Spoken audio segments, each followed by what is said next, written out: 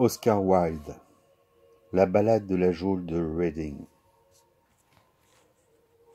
Il n'avait plus sa tunique écarlate, car le sang et le vin sont rouges, et du sang et du vin tachaient ses mains, quand près de la morte on le prit, la pauvre femme morte qu'il aimait et avait tuée dans son lit. Il marchait au milieu des prévenus, dans son habit d'un gris râpé, coiffé d'une casquette de criquet, son pas semblait léger et gai. Mais jamais je n'ai vu homme scruter si pensivement la clarté. Jamais je n'ai vu un homme scruter avec des yeux aussi pensifs ce petit pan de tente bleue là-haut que les prisonniers nomment ciel, et chaque nuage errant qui glissait avec sa voilure d'argent. J'allais avec d'autres âmes en peine et marchais dans un autre cercle, me demandant si l'homme avait commis une faute grave ou vénielle, quand une voix derrière chuchota « Ce gars-là va être pendu !» D'où Christ. Les murmures même de la prison soudain semblèrent chanceler, et le ciel sur ma tête se changea en un brûlant casque d'acier, et bien qu'aussi je fusse une âme en peine, ma peine je ne sentais plus. Je ne savais que la pensée furtive qui pressait son pas et pourquoi il scrutait l'éblouissante clarté avec des yeux aussi pensifs. L'homme avait tué l'être qu'il aimait et pour cela devait mourir. Pourtant, chaque homme tue l'être qu'il aime. Que tous entendent ces paroles. Certains le font avec un regard dur, d'autres avec un mot flatteur. Le lâche, lui, tue avec un baiser, et le brave avec une épée. Certains tuent leur amour quand ils sont jeunes, d'autres quand ils sont déjà vieux. L'un étrangle avec les mains du désir, et l'autre avec les mains de l'or. Le plus charitable use d'un couteau, car le mort se refroidit vite.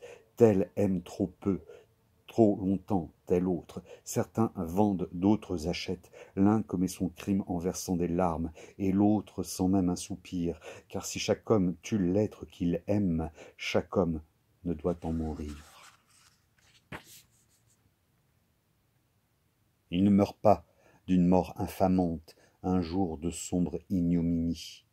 Autour de son cou, point de nœud coulant, ni de cagoule sur sa face, ni de trappe qui s'ouvre sous ses pieds, brusquement happé par le vide. Il ne s'assoit pas près d'hommes muets qui l'observent la nuit, le jour, l'observent quand il essaye de pleurer ou quand il essaye de prier, l'observent de crainte qu'il ne dérobe à cette geôle son gibier. À l'aube, il ne s'éveille pas pour voir son cachot plein d'ombres funestes, l'aumônier tremblant sous son surplis blanc, le shérif sévère assombri, le gouverneur en noir luisant avec la face jaune du destin. Il ne se lève pas en triste hâte pour mettre son habit de bagne sous l'œil d'un médecin grossier qui note chaque nouveau spasme nerveux, palpant sa montre dont le doux tic-tac semble un martèlement horrible.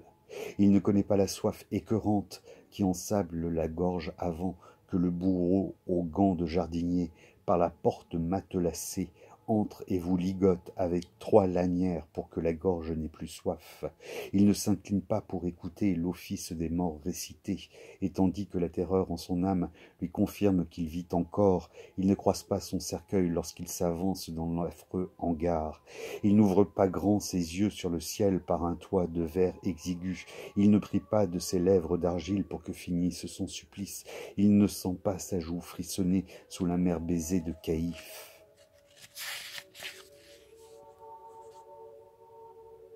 6 semaines, il arpenta la cour, dans son habit d'un gris râpé coiffé de sa casquette de criquet.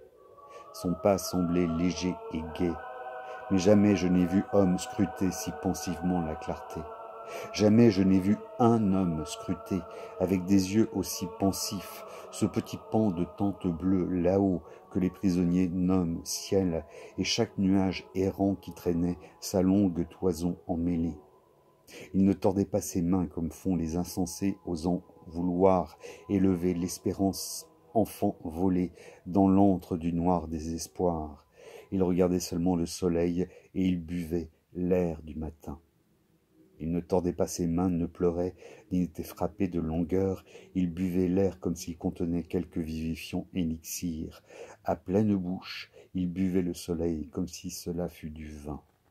et moi, et toutes les âmes en peine, qui piétinions dans l'autre cercle, ne savions pas si nous avions nous-mêmes commis faute grave ou vénielle, nous observions d'un œil morne, étonné, l'homme promis à la potence.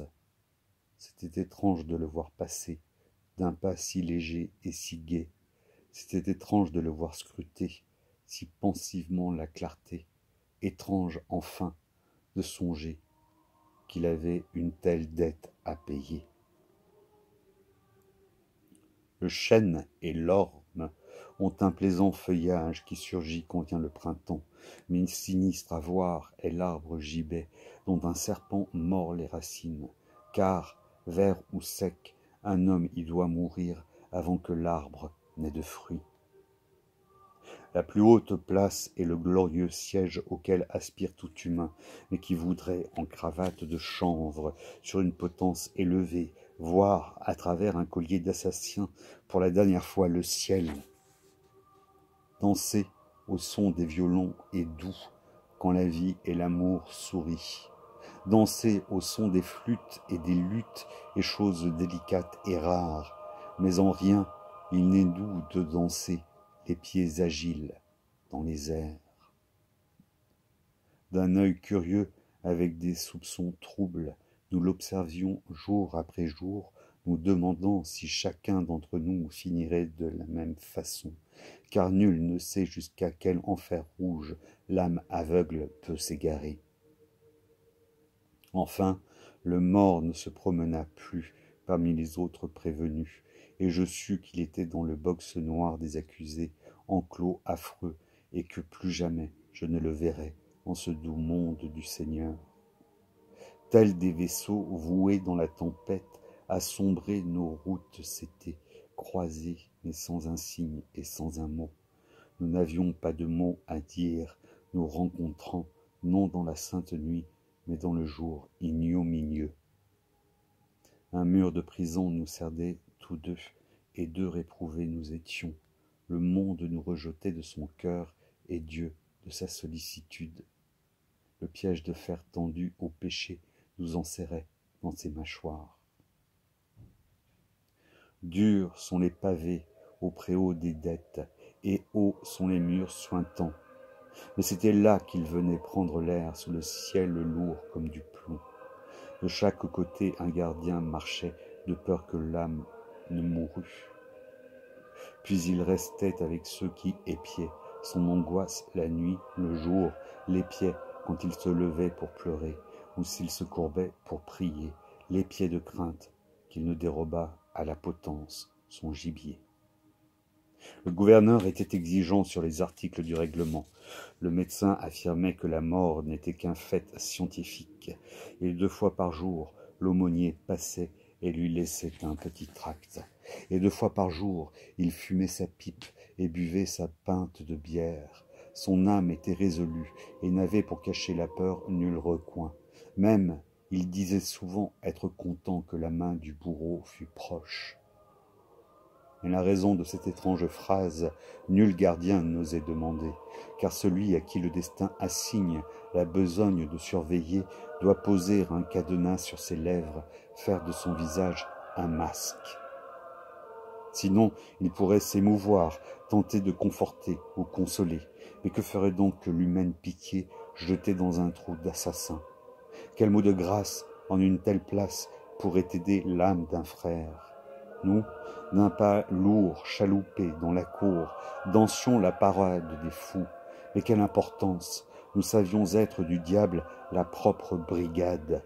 Des crânes rasés et des pieds de plomb font une jolie mascarade. Nous déchirions la corde goudronnée de nos ongles usés, saignants. Nous frottions les portes, grattions les sols et faisions briller les barreaux. Et sur 2 rangs, nous lessivions les planches en heurtant bruyamment les seaux. Nous cousions les sacs, nous cassions les pierres, tournions le forêt poussiéreux, cognions les bidons, hurlions les cantiques et transpirions sur le moulin. Mais dans le cœur de chacun d'entre nous, la terreur tranquille veillait. Si tranquille que nos jours se traînaient, tels des vagues alourdies d'algues. Et nous ne pensions plus au sort amer qui attend dupes et scélérats jusqu'au jour où, rentrant de nos corvées, nous vîmes une tombe ouverte. Le trou jaune, avec sa bouche béante, attendait une proie vivante. La fange même réclamait du sang à la cour d'asphalte assoiffée, et nous sûmes qu'avant l'aube radieuse serait pendu un prisonnier. Tout droit, nous rentrâmes, l'âme absorbée par la mort, l'effroi, le destin. Le bourreau s'en vint, son sac à la main, traînant les pieds dans les ténèbres, et chacun de nous, tremblant, se coula dans sa tombe numérotée. Cette nuit-là, des formes effrayantes emplirent les couloirs déserts, et dans la cité de fer, en tous sens, glissaient des pas silencieux. Entre les barreaux cachant les étoiles, des visages blêmes guettaient. Lui reposait comme un homme repose et rêve dans un plaisant. Les gardiens l'observaient comme il dormait, et ils ne pouvaient pas comprendre qu'on pût dormir d'un aussi doux sommeil à la portée de main d'un bourreau. Mais point de sommeil, lorsque ceux-là doivent pleurer qui n'ont jamais pleuré. Ainsi, nous, escrocs, dupes, scélérats, fîmes cette veillée sans fin. Dans nos cerveaux, sur ces mains de douleur, se glissa d'un autre la peur. Hélas, c'est une chose épouvantable d'éprouver le remords d'un autre, car l'épée du péché nous transperçait jusqu'à la garde empoisonnée, comme plomb fondu nos pleurs couchés pour un sang que nous n'avions versé. Chaussés de feutre, les gardiens glissaient devant nos portes verrouillées. Par le Judas, ils voyaient avec crainte des formes grises sur le sol et cherchaient pourquoi à genoux priaient ceux qui n'avaient jamais prié. Toute la nuit, à genoux, nous priâmes, veilleurs insensés d'un cadavre. Les panaches de minuit tremblaient tels les panaches d'un corbillard. Et comme un vin amer sur une éponge était la saveur du remords. Le coq gris chanta, chanta le coq rouge, mais le jour ne se leva point. Les formes torses de la peur, tapis, étaient au coin où nous gisions. Les esprits malins qui errent la nuit devant nous semblaient folâtrer. Ils glissaient et passaient, ils glissaient vite, tels des voyageurs dans la brume. Ils raillaient la lune en un rigodon aux délicates contorsions. D'un pas solennel, d'une odieuse grâce, au rendez-vous venaient les spectres. Nous les vîmes passer, tout grimaçant, frêles ombres, main dans la main, tournant, tournant en foule fantomale. Ils dansaient une sarabande, grotesque damnés, faiseurs d'arabesques, comme en fait le vent sur le sable. Avec des pirouettes de marionnettes, ils dansaient, ils faisaient des pointes. Leurs flûtes soufflaient la peur dans l'oreille en leur macabre mascarade. Et fort ils chantaient, longtemps ils chantaient, chantaient pour éveiller le mort. « Oh !» s'écriait-il, « le monde est vaste, mais les membres entravés boitent, et une fois ou deux jeter les dés est un jeu des plus distingués, mais qui joue avec le péché ne gagne dans l'obscure maison de honte. » Ils n'avaient rien d'irréel, ces bouffons gambadant si joyeusement, pour nous dont les vies étaient enchaînées et dont les pieds étaient captifs, plaies du Christ. C'étaient des êtres vivants et terribles à regarder. En rond, ils valsaient, tournoyaient, certains en couples minaudants, à pas menus, tels des demi-mondaines, d'autres gravissaient l'escalier. Par sarcasmes fins et tendres œillades, tous nous aidaient dans nos prières. Le vent du matin commença sa plainte. Pourtant, c'était toujours la nuit. Sur son métier géant, l'ombre tissa sa trame jusqu'au dernier fil. Et bien qu'en prière, nous prîmes peur de la justice du soleil. Le vent plaintif s'en vint terrer autour des murs de la prison en pleurs. Nous sentions se traîner les minutes comme une roue d'acier qui tourne. Ô vent plaintif, qu'avions-nous donc fait pour avoir un tel sénéchal? Enfin, je vis l'ombre de mes barreaux, comme un treillis de plomb œuvré, se projeter sur le mur chaulé qui faisait face à mon lit de planches, et je sus qu'en ce monde, la terrible aurore de Dieu était rouge. À 6 heures, nous lavions nos cellules. À 7 heures, tout était calme, mais l'essor bruissant d'une aile puissante semblait emplir notre prison. Le seigneur de mort, au souffle glacé, était arrivé pour tuer. Il n'entra pas en pourpre d'apparat, ni chevauchant un blanc coursier. 3 mètres de corde, une trappe, c'est tout ce qu'il faut à la potence. Le héros vint avec la corde infâme accomplir son œuvre secrète. Nous étions tels des hommes tâtonnant dans un immonde marais noir. Nous n'osions pas murmurer de prières, ni donner cours à notre angoisse. Une chose était morte au fond de nous, et cette chose était l'espoir. Car la justice humaine suit, farouche, sa route sans le moindre écart. Elle tue le faible, elle tue le fort, elle marche d'un pas mortel, d'un talon de fer, elle tue le fort, la monstrueuse parricide. Nous attendions que sonnent 8 heures, nos langues gonflées par la soif, car les 8 coups sont les coups du destin qui d'un homme fait un maudit, et le destin use d'un nœud coulant pour le meilleur homme et le pire. Nous n'avions rien d'autre à faire sinon attendre que vint le signal. Tels des blocs de pierre en un val sauvage, nous ne bougions, ne disions mot, mais chaque cœur battait vite et fort comme un forcené bat le tambour. D'un coup soudain, l'horloge de la geôle frappa l'air frissonnant. De toute la prison monta un gémissement d'impuissance désespérée, tel le cri d'un lépreux dans son repère, comptant effrayer le marais. Et comme on voit les plus horribles choses dans le cristal d'un rêve, nous vîmes la corde de chanvre poisseuse fixée à la poutre noircie, entendîmes la prière étranglée en hurlements par le bureau. Et la douleur qui l'étreignit au point qu'il poussa ce cri si amer, et les regrets fous, les sueurs de sang, qui les connaissait mieux que moi. Car celui-là qui vit plus d'une vie doit mourir de plus d'une mort. Il n'y a pas d'office à la chapelle le jour où un homme est pendu. L'aumônier a le cœur bien trop serré, ou le visage bien trop blême, ou quelque chose est écrit dans ses yeux que personne ne doit connaître. Jusqu'à près de midi, donc, nous restâmes, bouclés, puis la cloche sonna, et les gardiens, clés tintantes, ouvrirent les cellules sur le qui-vive. Nous descendîmes l'escalier de fer, chacun quittant son propre enfer. Nous sortîmes dans l'air pur du Seigneur, mais non comme à l'accoutumée, car tel visage était blanc de frayeur, et tel autre visage gris. Jamais ne vis-je homme triste scruter si pensivement la clarté.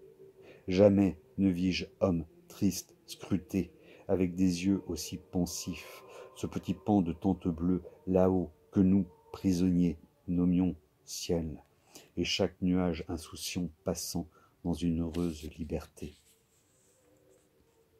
Et parmi nous, il y avait des hommes qui marchaient la tête baissée, sachant qu'en toute justice, ils auraient dû être pendus à sa place. Lui n'avait tué qu'un être vivant, quand eux avaient tué un mort. Car qui pêche une seconde fois rend une âme morte à sa douleur, la tire de son linceul maculé et la fait saigner à nouveau. De larges gouttes, il la fait saigner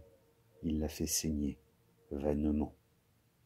Singes ou clowns, en monstrueux habits étoilés de flèches courbées, en silence nous tournions dans la cour d'asphalte glissante. En silence nous tournions, et personne n'osait parler. En silence nous tournions dans l'esprit vide de chacun, le souvenir d'événements affreux déferlait comme un affreux vent. L'horreur se pavanait devant chaque homme, la terreur se glissait derrière. Les gardiens paradaient de long en large, surveillant leurs troupeaux de brutes. Leur uniforme était tout éclatant, c'était leur tenue du dimanche, mais nous savions leur récente besogne à la chaux vive de leurs bottes. Car où s'ouvrait une tombe béante, aucune tombe ne restait, rien qu'une étendue de sable et de boue près du hideux mur de prison et un petit monceau de chaux brûlante, afin que l'homme ait son linceul. Car il a un linceul, ce misérable, comme peu pourrait y prétendre, profondément dans la cour d'une geôle, tout nu, pour sa plus grande honte, il repose, les deux pieds entravés, enveloppé d'un drap de flamme. Et pendant tout le temps, la chaux brûlante ronge la chair comme les os. Elle ronge les os cassants la nuit et la chair tendre tout le jour. Elle ronge chair et os tour à tour, mais ronge le cœur constamment. 3 longues années, on ne plantera ici ni graines ni racines. 3 longues années, cet endroit maudit restera dénudé, stérile, et jettera vers le ciel étonné un regard fixe, sans reproche. Il croit qu'un cœur d'assassin souillerait chaque simple graine semée. Quelle erreur! La douce terre de Dieu est plus douce comme ne sait. La rose rouge y fleurirait plus rouge, et plus blanche la rose blanche. De sa bouche sorte une rose rouge, de son cœur une rose blanche. Qui peut dire par quelle étrange voie Christ montre sa volonté, puisque le bâton stérile du pèlerin fleurit sous les yeux du grand pape. Mais rose rouge, ni lactée, ne peut fleurir dans l'air d'une prison. Tessons, cailloux, silex, voilà ce qui nous est accordé en ce lieu, car les fleurs sont connues pour calmer de simples gens le désespoir. Ainsi, jamais rose pourpre ni blanche, ses pétales ne répandra sur cette étendue de sable et de boue, près du hideux mur de prison, pour dire aux hommes marchant dans la cour, le Fils de Dieu est mort pour nous tous. Mais bien que le hideux mur de prison le cerne partout alentour, bien qu'un esprit ne puisse errer la nuit avec des entraves aux pieds, bien qu'un esprit ne puisse que pleurer dans une terre aussi impie, il est en paix, cet homme misérable, en paix ou le sera bientôt. Il n'y a rien qui puisse l'affoler, ni peur qui rôde en plein midi, car la terre sans clarté où il gît n'a point de soleil ni de lune. Ils l'ont pendu comme on pend une bête, n'ont même pas sonné le glas. Ce requiem aurait pu apporter la paix à son âme effrayée, mais vite ils l'ont décroché du gibet, et dans un trou ils l'ont caché. Ils lui ont ôté ses habits de toile et l'ont abandonné aux mouches. Ils ont raillé sa gorge enflée, violette, et ses yeux fixes et farouches. Riant, ils ont entassé le linceul où repose le condamné. L'aumônier n'a pas à genoux prié sur sa tombe déshonorée, ni ne l'a marqué de la croix bénie que le Christ donna aux pécheurs, parce que cet homme était un de ceux pour qui le Christ vint en sauveur. Mais tout est bien. Il n'a fait que franchir la borgne assignée à la vie. Les larmes d'autrui rempliront pour lui l'urne brisée de la pitié, car ces pleureurs seront des réprouvés, et les réprouvés, toujours, pleurent. Je ne sais si les lois sont équitables ou si toute loi est inique. Tout ce que nous, dans la prison, savons, c'est que la muraille est solide et que chaque jour est comme une année aux longues journées. Je sais ceci, chaque loi que les hommes ont faite pour l'homme depuis que le premier homme tua son frère et que naquit ce triste monde disperse le grain et garde la paille avec un vent pernicieux.